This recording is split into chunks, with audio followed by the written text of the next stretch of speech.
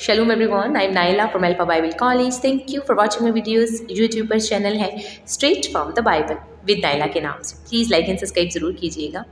आज 2 मार्च 2022 है और खुदावंद की फजल से आज पहला रोज़ा है। मैं आप सबको लेंट सीज़न की मुबारकबाद देती हूँ। मैं दुआ गो हूँ कि खुदावंद इस पूरे सीज़न में आपकी तमाम ज़रूरतों को, नेक ख्वाहिशात को पूरा करें और जिस भी मकसद के लिए आप रोज़ा रखें, खुदावंद उन मकासद को आपके लिए पूरा करें।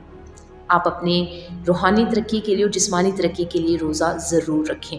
और एक और बात, प्लीज़ यूक्रेन के लोगों को दुआओं में ज़रूर याद रखें। अभी कल मैं देख रही थी जो मुज़ाकरात उनके चले वो ख़त्म हो गए बग़ैर किसी फ़ैसला के और फिर से वो लड़ाई जंग सूरत वैसे ही जारी है। बहुत से बीमार बच्चों को और लोगों को वो तहखानों में लेके छुप गए हैं। कैसे मतलब हॉस्पिटल के बगैर कैसे केयर दी जा सकती है छोटे न्यूबॉर्न बच्चों को, और इस तरह की और भी चीज़ें।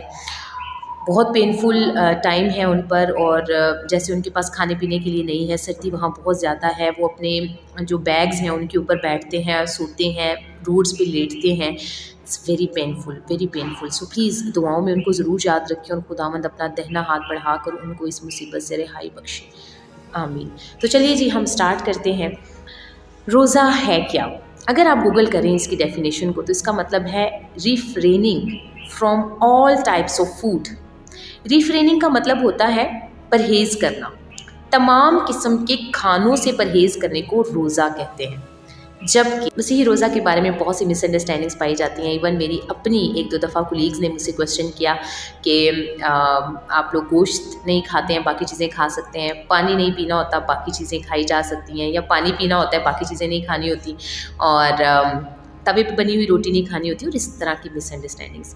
खैर, मैं अभी वर्सेस भी कोट करूँगी कि ऐसा बिल्कुल नहीं है। मसीहियत में रोज़े का मतलब है कि कुछ भी नहीं खाना होता, मुकम्मल तौर पर परहेज़ करना होता है, ना सिर्फ खाने से बल्कि अपने अमाल को भी डिनाई करना होता है और अपने आप को तोड़ मड़ोड़ के नेकी की तरफ राग़िब करना होता है। इसको रोज़ा कहते हैं। वर्सेस से पहले हमारे पास तो एक बेस्ट एग्ज़ाम्पल मौजूद है, सुन्नत मौजूद है हमारे पास कि हमें रोज़े में कुछ भी नहीं खाना है। जब जीसस क्राइस्ट को आजमाइश के लिए लेकर गए तो 40 दिन उन्होंने ना कुछ खाया ना कुछ पिया। अहकामात से पहले हमारे पास एक एग्ज़ाम्पल मौजूद है कि जब रोज़ा रखें तो कुछ भी खाना और पीना नहीं है। ये जो 40 डेज़ हैं ये वही डेज़ हैं जब जीसस क्राइस्ट की आजमाइश की गई और 40 दिन उन्होंने रोज़ा रखा, कुछ ना खाया और कुछ ना पिया। ये 40 डेज़ वही हैं। जबकि मसीही जो हैं वो साल में कभी भी रोज़ा रख सकते हैं। कोई फ़िक्स टाइमिंग नहीं है कि यही 40 डेज़ रोज़ा रखेंगे, अदरवाइज़ आप रोज़ा नहीं रख सकते। मैंने कहा मैं वर्सेस कोट करूँगी, लेकिन वो लहदा पढ़ने से बहुत ज़्यादा टाइम हो जाता है। दैट्स वाई मैं वर्सेस आपको बताऊँगी, ज़रूर आप खुद सेल्फ स्टडी में उसको देख सकते हैं। सो मसीही साल में कभी भी किसी भी दिन रोज़ा रख सकते हैं। ये 40 दिन क्योंकि जीसस क्राइस्ट की 40 डेज़ हैं इसलिए इनको मुकर्रर कर दिया गया, और बेशक हमें इन 40 दिनों में रोज़ा रखना चाहिए। ये हमारी रूहानी तरक्की के लिए बहुत ज़्यादा ज़रूरी है। सो ये रोज़े जो हैं वो राह के बुध से स्टार्ट होते हैं। राह का बुध जो है वो एक तीसियाई त्यौहार है जिसे ये अख़ज़ किया जाता है कि इंसान खाक है और खाक में लौट जाएगा।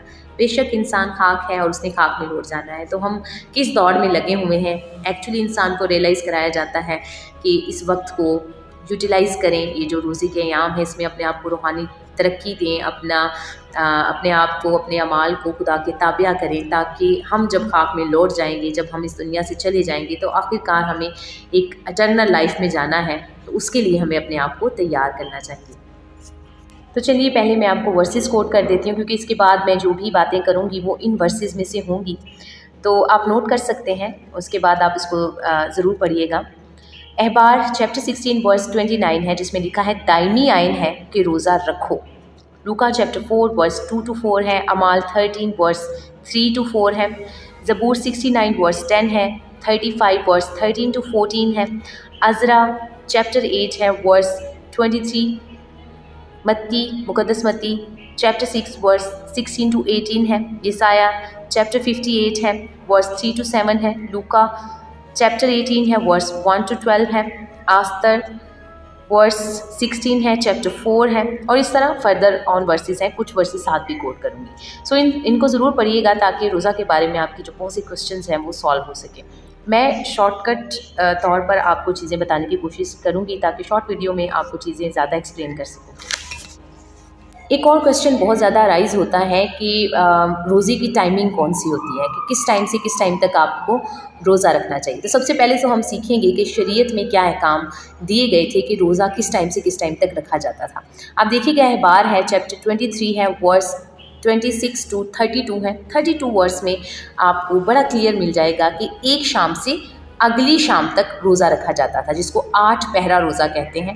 मींस एक शाम आप रोज़ा रखते हैं तो अगली ही शाम आपने रोज़ा खोलना होता है, और जब उस टाइम आप रोज़ा खोलते हैं और साथ ही आप अगले रोज़े का भी आगाज़ कर देते हैं, और ये बनी इसराइल कौम को अहकामात दिए गए थे। इसके अलावा आस्तर ने 3 दिन का रोज़ा रखा। आस्तर चैप्टर 4 है, वर्स 16 में आप देख सकते हैं। दाऊद ने 7 दिन का रोज़ा रखा। मुक़द्दस मूसा ने 40 डेज़ का रोज़ा रखा। एलिया ने 40 डेज़ का रोज़ा रखा। जीसस क्राइस्ट ने 40 डेज़ का रोज़ा रखा। इट मीन्स कि रोज़ा को जो टाइम है या जितना रोज़ा आप रखना चाहते हैं, ये आपका और आपके खुदा का मामला है। आप खुदा के साथ एक वक्त मुकर्रर कर देते हैं। वो 8 पहरा रोज़ा भी हो सकता है, वो 12 आवर्स की फ़ास्टिंग भी हो सकती है, वो 6 आवर्स की फ़ास्टिंग भी हो सकती है, इवन 2 आवर्स की फ़ास्टिंग भी हो सकती है। ये आपका और आपके खुदा का मामला है। आप खुदा के साथ वक्त मुकर्रर करते हैं कि मैं इस वक्त के दौरान फ़ास्टिंग में ठहरूँगा, और उस दौरान आपने मुकम्मल तौर पर अपने आप को फ़ास्ट में रखना होता है। मैंने बताया मसीही रोज़ा सिर्फ खाने पीने की फ़ास्टिंग ही नहीं है, बल्कि अपने अमाल को डिनाई करना भी फ़ास्टिंग में आता है। सो मसीही किसी भी टाइम रोज़ा रख सकते हैं और अपने आप को खुदा के हुजूर पेश करते हैं, अपना टाइम मुकर्रर करते हैं, और ये उनका और उनके खुदा का पर्सनल मामला है। एग्जाम्पल्स हमने देखी। शाम से शाम रोज़ा बनी इसराइल कौम रखा करती थी। आस्तर ने भी रखा 3 दिन का रोज़ा। 40 डेज़ के रोज़े भी हैं। अब वो लोग जो कहते हैं कि हम बीमार हैं, या हम शुगर के पेशेंट हैं, या हम बहुत वीक फील करते हैं और हम रोज़ा नहीं रख सकते, उनके लिए ये चीज़ क्लियर हो गई है कि रोज़ा ज़रूर रखा करें।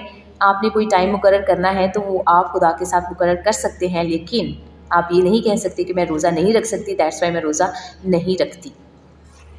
पहले हमने क्लियर कर लिया कि रोज़ा के दौरान कुछ भी नहीं खाना है, किसी किस्म की चीज़ नहीं खानी है। टाइमिंग का भी हमें पता चल गया।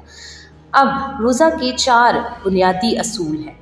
पहला असूल है कि अपनी जान को दुख देना। दूसरा है झाऊ की तरह झुक जाना, ये बाइबल के अहकामात है, अहबार की किताब में आपको मिल जाएंगी।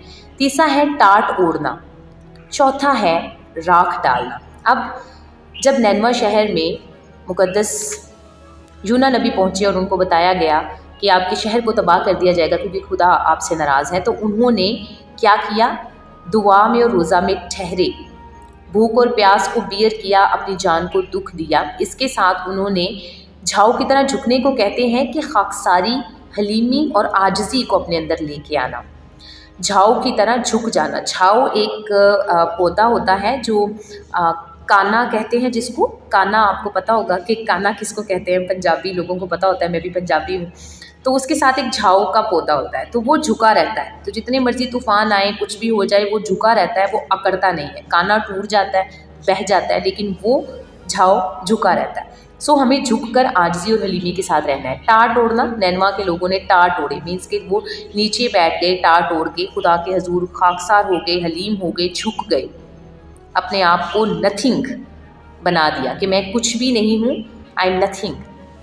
फिर उन्होंने क्या किया कि अपने सरों पर राख डाली, जिसको हम राख का बुद्ध भी कहते हैं। राख डाली कि हम कुछ भी नहीं है, हम तो खाक हैं, हम खुदा के सामने कुछ भी नहीं है। हमारा मकसद सिर्फ खुदा के अहकामात को मानना है। हम आपके अंडर आते हैं, सरेंडर करते हैं अपने आप को। तो ये रोज़े का मकसद है। अपनी जान को दुख दें, अपने आप को झुकाएं, हलीमी और आजिज़ी में आ जाएं, टाट ओढ़ लें, मीन्स खुदा के सामने सरेंडर कर दें, झुक जाएं, बैठ जाएं, अपने सर पर राख डालें। ठीक है, ये तो सिंबॉलिकल हो गया, सिंबल्स के साथ है, लेकिन इसका मतलब ये नहीं है कि आप रोज़ा रखें तो ये सारी चीज़ें आप मैनुअली करके दिखाएं या प्रैक्टिकल करके दिखाएं, तभी पता चलेगा जी फ़लाँ बंदे ने रोज़ा रखा है। क्योंकि बाइबल मुक़द्दस कहती है कि जब तुम रोज़ा रखो तो रियाकारों की मानिंद मत होना, जो ढिंडोरा पीटते हैं और लोगों को बताते हैं। नैनवा शहर की मिसाल तो मैंने आपको इस वजह से दी क्योंकि उन्होंने ऐसा किया और खुदा के हजूर फिर उन्होंने माफ़ी को भी हासिल किया था। जब हमने रोज़ा रखना है, सिर्फ हम जाने और हमारा खुदा जाने, हमें फ़्रेश फील करना है, अपने सर में तेल डालना है। बाइबल के अहकामात हैं कि अपने सर में तेल डालो और सिर्फ तुम और तुम्हारा खुदा जाने कि तुम रोज़ादार हो। इसके अलावा इनफरादी और इज्तमाही रोज़े भी होते हैं। इनफरादी रोज़े जो आप पर्सनली रखते हैं, और इज्तमाही रोज़े कलीसिया मिल के रखती है, बनी इसराइल कौम मिल के रखा करती थी, काहिन मिलकर रखा करते थे। सो इनफरादी और इज्तमाही रोज़े भी होते हैं। इनफरादी तौर पर आप और आपका खुदा जानेगा, इज्तमाही तौर पर बाकी लोगों को भी पता होगा कि आप उनके साथ मिलकर रोज़ा रख रहे हैं, और ये किसी न किसी बड़े मकसद के लिए रोज़ा रखा जाता है। और बेशक खुदा का हुक्म है कि जब तुम परेशान हो, किसी मुसीबत में हो, तो रोज़ा रख कर दुआ करो, मैं आसमान पर से सुनकर तुम्हारी दुआओं का जवाब दूँगा।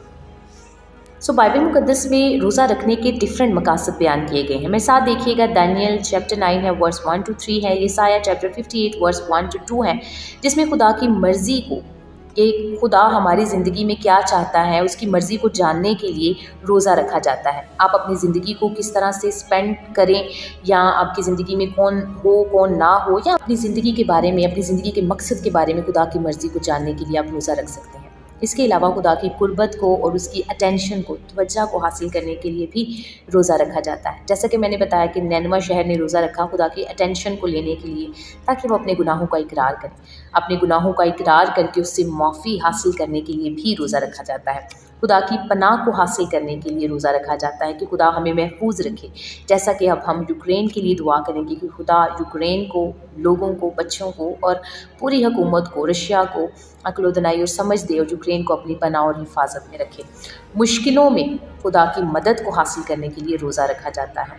एज़ आई सेड बिफोर कि हमें यूक्रेन के लिए, उनकी मुश्किलों के लिए दुआ करनी है। आपकी पर्सनल लाइफ में कोई मुश्किलें हैं, परेशानियां हैं, जिसका हल होता हो वो आपको नज़र नहीं आ रहा, जिसकी कोई आपको फ्यूचर नज़र नहीं आ रहा, आप उसके लिए रोज़ा रख के दुआ कर सकते हैं। दूसरा तवारीख चैप्टर 23 है, वर्स 3 है, जिसमें मुश्किलों और परेशानियों को टैकल करने के लिए और रूहानी जंग को लड़ने के लिए रोज़ा रखा गया। आप अपने मकासद की जंग लड़ने के लिए रोज़ा रख सकते हैं। हमारी जो जंग है वो तलवारों वाली नहीं है, हमारी जंग रूहानी तौर पर है, रूहानी फ़ौजों से है, ताकि हम अपनी रूहानी तरक्की में आगे बढ़ें और अपने गुनाहों पर, अपनी बैड हैबिट्स पर गालिब आ सकें। सो आप अपनी बैड हैबिट्स पर काबू पाने के लिए भी रोज़ा रख सकते हैं। आप अपने बच्चों के लिए रोज़ा रख सकते हैं, उनके फ्यूचर के लिए रोज़ा रख सकते हैं। आप अपनी नौजवान नस्ल के लिए रोज़ा रख सकते हैं, अपनी कौम की तरक्की और बहाली के लिए रोज़ा रख सकते हैं। आप पाकिस्तान के लिए, दूसरे मुल्क की तरक्की और बहाली के लिए रोज़ा रख सकते हैं। आप पाकिस्तान की तरक्की के लिए रोज़ा रख सकते हैं, और रखे भी जाते हैं। कलीसियाएँ पाकिस्तान की तरक्की के लिए रोज़ा रखते हैं। जो भी हमारे अज़ीज़ व अक़ारब हैं, रिश्तेदार हैं, बीमार हैं, किसी परेशानी में, दुख में, तकलीफ़ में हैं, आप रोज़ा रख सकते हैं, और रोज़ा रखना चाहिए।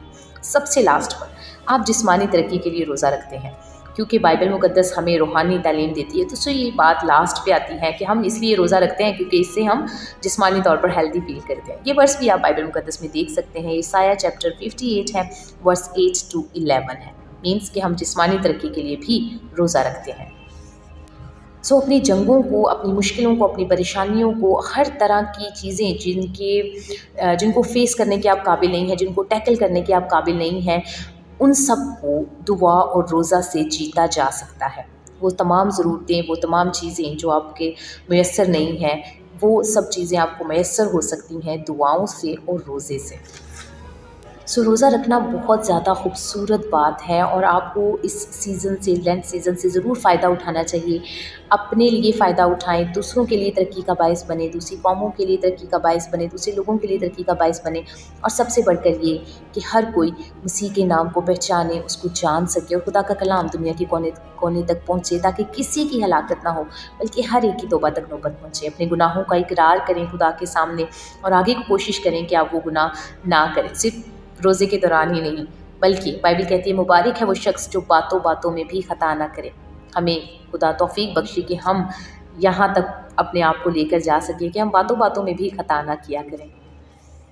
एट द लास्ट यही कहना चाहूँगी कि हलीम हो जाएं, खाकसार हो जाएं, खाली हो जाएं, रोज़े के दौरान या बाद में भी। एक मसीही होने के नाते आपको अपने आप को खाली करना है, जैसा कि जीसस क्राइस्ट ने अपने आप को खाकसार कर दिया, हलीम कर दिया। बाइबल मुक़द्दस फरमाती है अगरचा कि वो खुदा की सूरत पर था, तब भी उसने अपने आप को खाली किया, डाउन किया, और इंसानों के मुशाबा हो गया। उसको इख्तियार था हर चीज़ पर। जीसस क्राइस्ट ने कहा, तुम मुझे उस्ताद और खुदावंद कहते हो और खूब कहते हो, क्योंकि मैं हूँ। इसके बावजूद उन्होंने अपने शागिर्दों की पाँव धोए। जीसस क्राइस्ट ने फरमाया है कि मुझे अपनी जान देने का भी इख्तियार है और ले लेने का भी इख्तियार है, लेकिन उसने ताबिया किया था कि वो हमारे गुनाहों के लिए हमारे गुनाहों के लिए कुर्बान किया जाए। बाइबल कहती है वैसा ही मिजाज रखो जैसा कि मसीह का था। आपके पास पूरी सुन्नत मौजूद है जीसस क्राइस्ट की। बाइबल मुक़द्दस को पढ़ें और अपने आप को खुदा के ताबिया करें क्योंकि वक्त नज़दीक है। Thank you. God bless you all.